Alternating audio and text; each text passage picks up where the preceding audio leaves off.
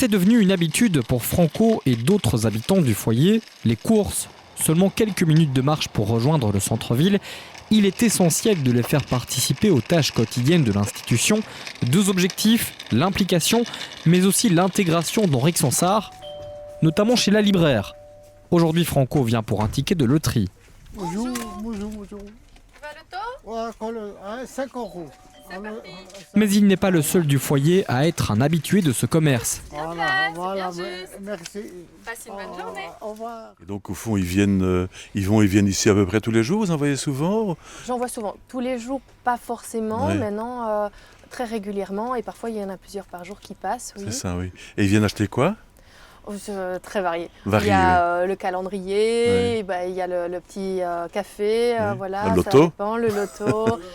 Parfois, c'est pour une photocopie ou le journal, les cigarettes aussi. Et vous voyez, au fond, cette manière d'intégration, qu'est-ce que ça vous raconte, au fond, le fait que des personnes du foyer ou d'autres du Val de Coccinelle viennent comme ça? Ils sont ici. toujours très chaleureux. Oui, Ils ont leur petite routine. oui. Et donc, c'est vrai que souvent, on connaît leurs habitudes. C'est ça. Et voilà, et c'est le petit Oui. bonjour, la petite bise. C'est ça. Ah oui, c'est ça. Ouais. Oui.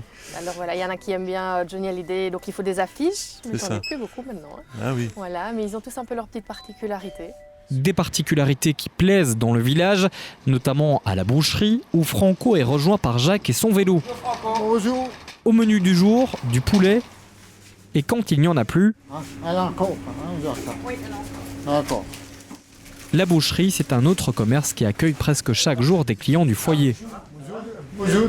Vous venez de servir Franco là à l'instant, il vient souvent ici à la boucherie? Oh, quelques fois par semaine, Oui. oui. Et ça se passe comment? Dites-nous un peu. Très bien, Oui. toujours de bonne humeur. Oui.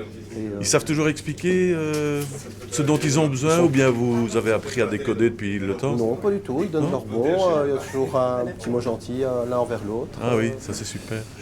Et l'idée que les personnes intègrent comme ça l'environnement de Rixensart, son centre, les différents commerces et les différents services, qu'est-ce que ça vous dit? Vous les connaissez quand même un petit peu, hein?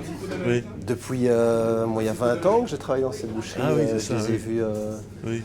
je les connais, oui, on se tutoie même, hein, on Oui, se c'est tutoie, ça, mais oui. non, bon, ça va pas plus loin non plus, il y a Oui, toujours oui. le boulot, les clients, il faut que ça aille vite, tout Oui, ça, oui, mais c'est ça. c'est toujours très agréable. Une relation agréable, c'est également ce qu'a construit Michel, l'électricien du village, avec plusieurs résidents, notamment avec Jacques. Bonjour Jacques, ça va? Moi ça va toujours. Hein. Moi toujours, hein. C'est pour moi. Alors, petite ampoule, 15 watts. Cela fait 20 ans que Michel accueille des résidents du foyer dans son magasin. Il se souvient d'ailleurs encore du tout premier client du foyer. C'est arrivé vraiment sur un malentendu, Oui. je veux dire. Et c'est Georgie qui est rentré Ah oui, la Georgie. première fois dans le magasin. Oui. Pour demander quelque chose que je n'avais absolument pas, c'est-à-dire des livres pour une logopède, hein, pour un électricien. Et de fil en aiguille, il s'est intéressé à ce qu'il y avait dans la boutique. Ah oui. On en a parlé à l'époque avec la direction du oui. foyer. Et moi, j'ai toujours trouvé ça fantastique, justement, qu'on les fasse participer Oui, c'est ça, totalement oui. à la Oui. vie du village. Oui. Et de là, c'est une vraie convivialité qui s'est installée. Michel les considère d'ailleurs comme des clients habituels. À l'époque, d'ailleurs, j'ai pris contact en me disant, bon, moi j'avais reçu Georgie comme, Ouais, je veux ouais. dire, monsieur et madame tout le monde, Ouais, ouais. en demandant à l'époque à la directrice, c'était madame Suzanne, si Ouais, il fallait faire quelque chose de spécial. Elle m'a dit non, non. Non, non. C'est le but, c'est justement de leur faire les courses et de participer à la vie du village. Et ça fait, bon, pour moi, 21 ans, que Ouais. ça se passe très très bien. Et je veux dire, je trouve ça bien, quoi. Hein, Oui. Je vois bien, ils vont chez le boucher, ils vont chez le boulanger, ils participent vraiment. Et nous, on participe un peu à leur vie aussi. Et ça s'entend clairement dans les discussions. Allez, Jacques. Allez, au revoir À et bientôt, passe une bonne journée. Merci bien. Et si on ne se voit plus, de belles fêtes. Hein, d'ici Ah oui, là. si on se voit plus, oui, passe un beau réveillon, une bonne fête de Noël, quoi. Si on C'est se voit gentil. plus, quoi. Merci. Au revoir. Bonne journée. Hein. Toi aussi, hein. Je ferai bouger mes mille de ta part, ok? Ah ben, ça va, j'y manquerai pas. Ça va. Ces 3 situations montrent très clairement l'intégration des résidents dans Rixensart, une réussite grâce à des échanges constructifs. J'entends souvent dire ça par des gens qui viennent nous aider ici et qui viennent avec beaucoup de bonne volonté nous aider. Quand ils repartent, souvent ils me disent « je savais pas que je recevrais autant ». Et c'est vrai qu'au fond, ici comme à l'extérieur avec le commerçant ce matin, il s'agit d'une relation. Et dans la relation, on est toujours deux. Et c'est pas forcément toujours le même qui donne. L'authenticité des personnes en situation de handicap, la manière dont ils s'adressent à eux, le fait qu'ils ne jouent pas. Ils sont plutôt authentiques, hein, on peut dire en général. On est tout de suite sur de l'authenticité. Et donc, ça apporte quelque chose à celui qui la reçoit. Ça. Et puis, ces tâches comme les courses permettent aux résidents d'être valorisés en participant à la vie du foyer. Et ça se poursuit même en cuisine. Une fois les courses rapportées par Franco et Jacques, place à la découpe des légumes et à la cuisson. Mais ces expéditions dans le village sont aussi une forme d'autonomie, autonomie et intégration, deux concepts appliqués depuis les débuts du foyer. C'est un établissement qui existe depuis 40 ans et qui à l'origine a été créé par une association qui voulait vraiment permettre aux personnes en situation de handicap de vivre leur vie d'adulte. Et donc, à cette époque, des personnes ont décidé d'acheter ce bâtiment et d'en faire un lieu d'hébergement. 40 ans donc, avec déjà cette idée importante que les personnes en situation de handicap sont avant tout des personnes adultes, et qu'elles ont les mêmes droits que vous et nous. Et donc, je crois que c'est une des raisons pour lesquelles ce projet se poursuit. C'est que, déjà à l'époque, l'idée qui était précurseur, c'était l'idée que les personnes ont des droits, les personnes en situation de handicap, et que les travailleurs sociaux à l'époque pouvaient faire un travail d'accompagnement de ces personnes. Une indépendance encore amplifiée grâce au VIA SLS installé dans un deuxième bâtiment, un service intermédiaire entre un service résidentiel et un service de logement supervisé. Ici, par exemple, Christiane s'occupe seule de sa lessive. Parce que je trouve, quand on est ici au foyer, c'est pour apprendre à plus être autonome. Oui, oui, oui. Et comment on fait alors? Qu'est-ce que toi tu fais ici pour être plus autonome? Je fais les lessives. Oui. Alors, je fais quelquefois la cuisine avec les moniteurs qui sont là. Oui, oui. Je nettoie. Oui. Je mets les poubelles dehors. Oui. Je débarrasse la vaisselle.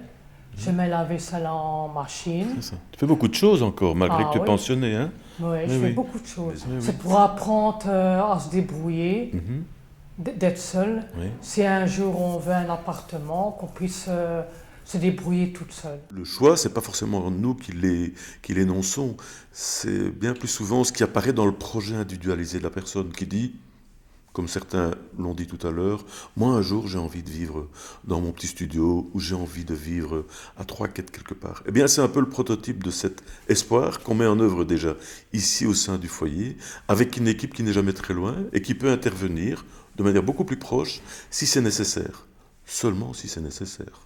Un service dont bénéficie également Sophie, qui elle a un projet bien concret. C'est un jour quitter le foyer, aller dans un SLS. Par exemple, peut-être en intégrant un jour le Val des Coccinelles, un habitat groupé proche du foyer de l'amitié qui fonctionne davantage sur le principe du service d'accompagnement, un principe qui plaît à Sophie. Peut-être que ça te dirait un jour d'aller vivre là-bas? Oui, un jour, mais... Oui. Quelle est la différence entre le Val et le foyer? Le foyer, c'est tous ensemble et le Val, c'est moins nombreux, quoi. C'est ça. Chacun a sa maison. Chacun a sa maison, c'est ça. Chacun sa chambre. Oui, c'est bien ce que tu dis, hein. C'est exactement ça. Oui. Hein. Le foyer, c'est plus un groupe. Oui. Et le Val, c'est où chacun a son appartement, son studio. Les courses, être autonome, quoi. C'est vrai. Beaucoup plus autonome là-bas qu'ici. Oui. Et tu penses que c'est important de passer par le foyer d'abord, pour ensuite devenir plus autonome? Oui. C'est comme ça que toi tu voulais ça? Oui, c'est comme ça que je ressens. C'est ça. Explique-moi un peu mieux. Je ressens pour être autonome un jour, pour vivre avec les autres. Voilà. Et au final, cette autonomie et ces projets de vie sont encouragés pour tous les résidents. Chacun peut mettre sur la table ses besoins pour demain, ses désirs, mais aussi ses compétences à réaliser ses désirs. C'est un peu le propre de tout l'établissement, mais ici on le fait une taille relativement peu importante et qui nous offre beaucoup d'avantages, c'est-à-dire une forme de flexibilité, de proximité au village. Mais le foyer, ce n'est pas que des projets d'autonomie ou d'intégration, c'est aussi du solidaire, exemple avec cet atelier couture.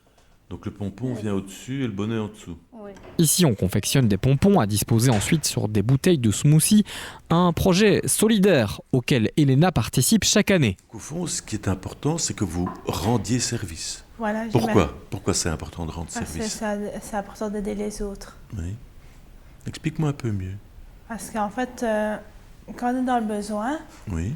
mais il faut savoir aider et aider les autres en retour. En 40 ans d'existence, le foyer de l'amitié tire donc un bilan positif de son projet d'intégration dans Rixensart, mais aussi de son accompagnement aux résidents désireux de plus d'autonomie. Un projet dans lequel les professionnels du foyer de l'amitié croient fondamentalement comme une ouverture à d'autres formes d'hébergement, complémentaires les uns aux autres, et ils le font avec passion. Je pense que rien n'est jamais gagné, hein. Il faut quand même toujours être attentif à ce qu'on a gagné éventuellement dans ce travail d'accompagnement des personnes. Et si on peut faire en sorte que tous les jours, les personnes qui sortent du foyer, qui vont à la rencontre des environnements extérieurs, puissent y témoigner de ce qu'ils sont capables de faire, de leurs compétences, qu'ils les mettent au service des autres, comme vous avez pu le voir ici et à l'extérieur. Tout ça dit quelque chose finalement de l'être qui se trouve devant soi. Et donc, ils ont un savoir-faire. Ils sont des personnes à part entière. Et ils vivent à part entière. Et donc, ces trois mots que tu évoques, du savoir-faire, du savoir-être et du savoir-vivre, eh bien, ils en font le témoignage tous les jours. On n'a pas vraiment besoin de leur apprendre ça par le naturel qu'ils développent, par le fait qu'ils ne jouent pas véritablement de rôle. Ils arrivent tout de suite à l'essentiel. Et cet essentiel, ce sont ces trois mots-là.